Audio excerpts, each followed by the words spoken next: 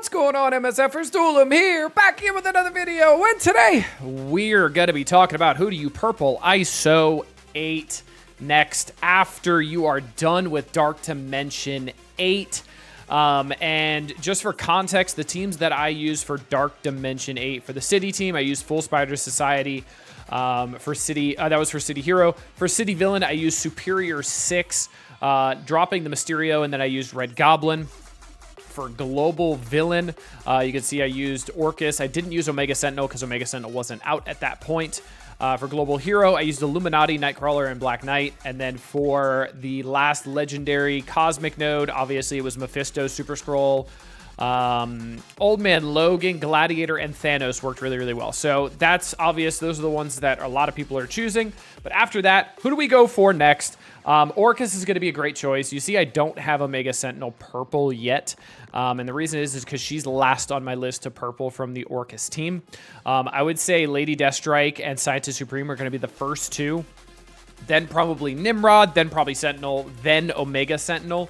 Omega Sentinel is definitely the worst on the team, and she is not needed there to make this team ridiculously good.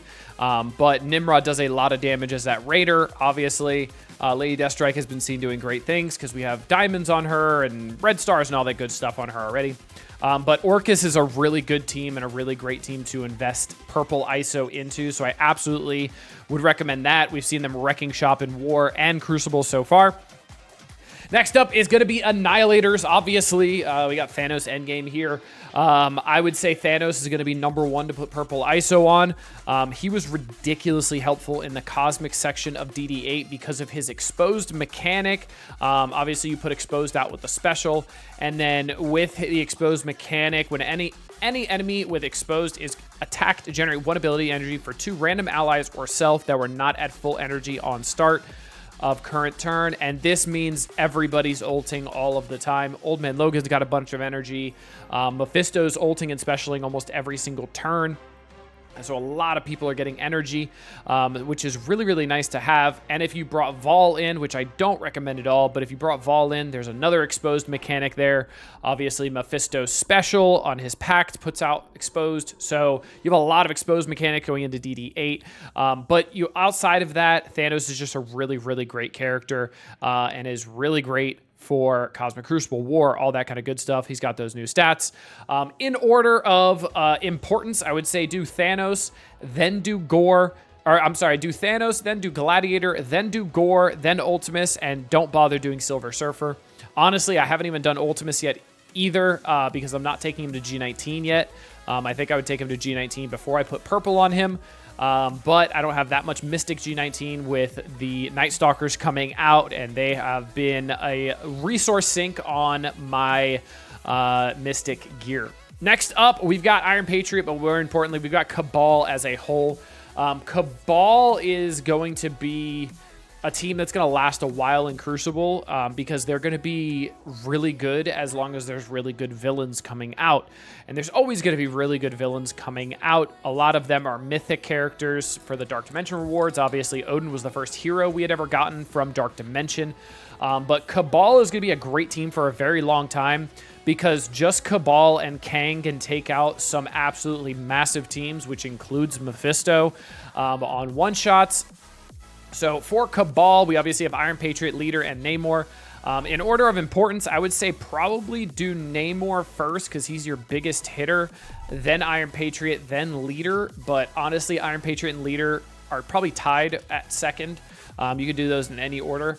And I actually did Raider on Iron Patriot. I did Striker on Leader and Striker on Namor as well.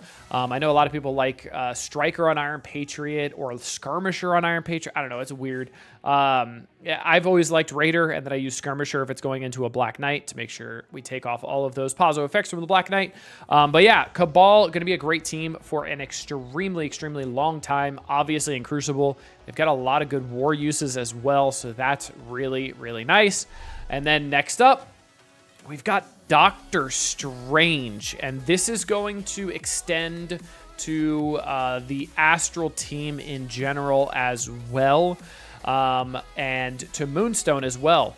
So Doctor Strange is going to be a shoo-in for purple ISO because he's a new character. So you got to remember, they're going to have these new stats, and these characters are absolutely cranked with their stats. I mean, you see a 7/7 Doctor Strange has 450,000 damage, 7 million health. There's no diamonds on him yet, no purple ISO yet either. I have not put purple ISO on him yet because I don't know what ISO class I'm going to be putting on him, because I'm still waiting to see the Astral Kits and see how they work as well. So I really want to wait before I pull the trigger on that, since purple ISO is still a commodity to come around, but it's getting a lot easier to come by because we have those weekly raids where we're getting purple ISO. And we're also about to have Battle World come out in a couple weeks, presumably. I don't have an exact date, but I think November, roughly around there, is going to be really nice for Battle World, and then we're going to have a lot of purple ISO flowing into the game. So Doctor Strange is going to be really good. Also, remember, the higher his stats are, where is it? Can I not see the Wong summon anymore? No, I can't. Okay. So the higher his stats are, the higher the stats of the Wong summon will be. So it's kind of like Doc Ock when he does the summon. So it's the same thing. So the more stats for Doctor Strange, the more stats for that Wong. So that means you're going to have a big taunter that summons, all that kind of good stuff. Next up is Kang. That's right, we talked about Kang a little bit when we were talking about Cabal, and Kang and Cabal are going to be a premier Crucible combo for probably another good 3 or 4 seasons, honestly, until it comes to a point where their damage just starts falling off. But the thing is about Kang and Cabal is Iron Patriot passive gives all villains 50% extra damage. So that's kind of covering the difference between the stats. Iron Patriot also increases focus by 50% for all villains as well. So that's kind of bridging the gap for the stats. So I really think Kang and Cabal are going to be a premier team for probably a good another 6 to 8 months minimum, honestly. And even at that point, there's going to be better villains making Cabal better, and Kang is always going to be good because of what he does on offense, on spawn, in every game mode. So it's fill speed bar by 5% for self and all allies. Now, specifically in Crucible, apply speed up for 2 turns to self. That's insane, and he's already at 130 speed, I think. So he's automatically spawning with 2 turns of speed up. Add 5% to this, which is like 6.5, so he's at 136.5 plus speed up, so he's at like 180, 190 speed. So he is so quick, and he's always going to be good getting that super early crit out for Cabal. Now, I would say he still is much better as a striker, not a raider, even though he's going to be pairing with the Cabal members, because his passive, this like little wave attack, wherever the heck it is, this can crit, and this almost always does crit as well. So you don't really need to worry about putting Raider on him.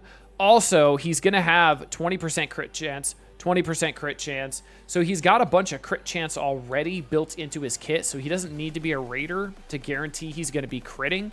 So he's got that 40% crit already. So you really don't need him as a Raider. It could be useful, but I really like Striker on him, especially with the basic and the turn meter manipulation that you get, because every time you hit into it, it's an extra 20% speed bar, so that's really good. So yeah, Kang, definitely a Striker. I've loved him at purple, 3 diamond. I've got no regrets about this whatsoever. Next up, we've got Black Panther Shuri, and by extension, we have Illuminati. Now, Black Panther Shuri is obviously one of the better members of this team. So we've got Black Panther Shuri, Captain Britain, which I know a lot of you do not have, but he is in the candy store, and I believe they did announce his return event next month in November, which is great. So for Illuminati, I would say the first one you're going to want to take up is obviously Captain Britain. If you have Captain Britain ready to go, put a Striker, purple 3, ready to go right now. If you don't have Captain Britain, what I would do is save some resources, since you're probably going to be unlocking him relatively soon, and make sure you have enough purple ISO to take him up the second you unlock him, because he is great. He is also a Striker without a doubt. Then you're going to want to do Hank next. Hank is also a Striker. Hank is going to be the support of the team. He's a Striker because anytime he basics, he gives barrier, and his barrier obviously scales off of his max health. So the more health he has, the more barrier he's giving.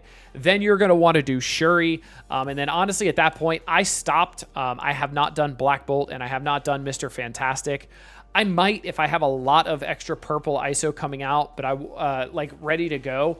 But I want to make sure I'm saving a bunch of purple ISO for all the characters with new stats, because those are going to be the absolute best to put purple ISO on without a doubt, is because that's going to be the teams that have the most longevity as well, because their stats are going to be ridiculously good.